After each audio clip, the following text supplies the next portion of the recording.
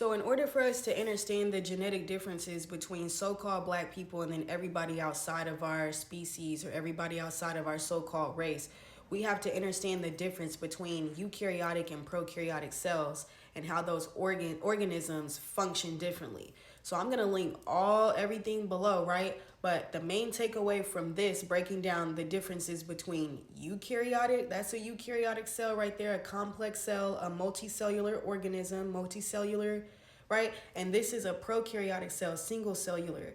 All right, so in order for us to understand the difference, we need to understand this first.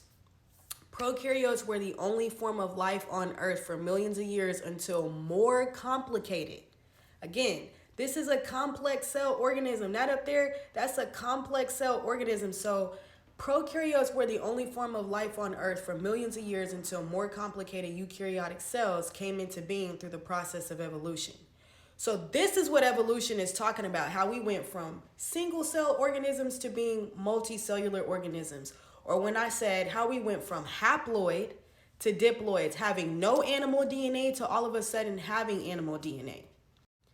So today we can look at humans and can see that they are composed of fruit fly, yeast, plants. And when we're talking about plants with the eukaryotic cells, we're talking about eukaryotic plants, celery, cruciferous vegetables. So how did chimpanzee, mouse, muskrat, dog, cow, chicken, pig, zebrafish, how did we go from having no animal DNA to all of a sudden having all of this shit? These animals can't naturally reproduce with themselves, so how did they get into the human genome? Well. We got to talk about a process called introgression, which is the transfer of genetic material from one species into a gene pool of another by repeated backcrossing of an interspecific hybrid with one of its parent species.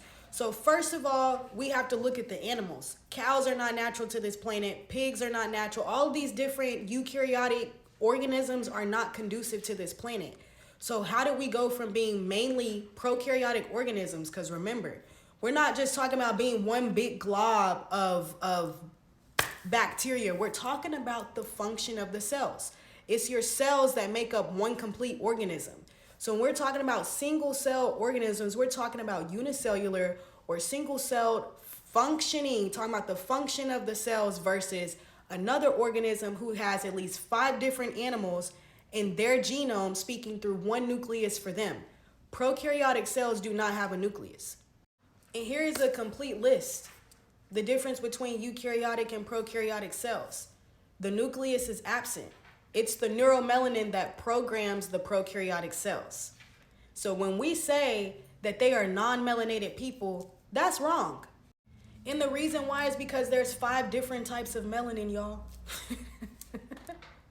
It's 5 different types of melanin. We are neuromelanated beings. It's the neuromelanin that programs the prokaryotic cell.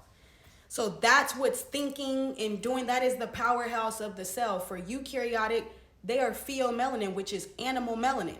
So when you work, when you clock in, when you see them at the grocery store, you are clocking in. You are literally bowing down to. This is what you're bowing down to because this is who they are on a cellular level. This is not hate speech. I want to know how we went from haploids to diploids, and that's the basis of evolution. We never went from haploids to diploids, which is the reason why they deemed evolution is theoretical, because it never happened.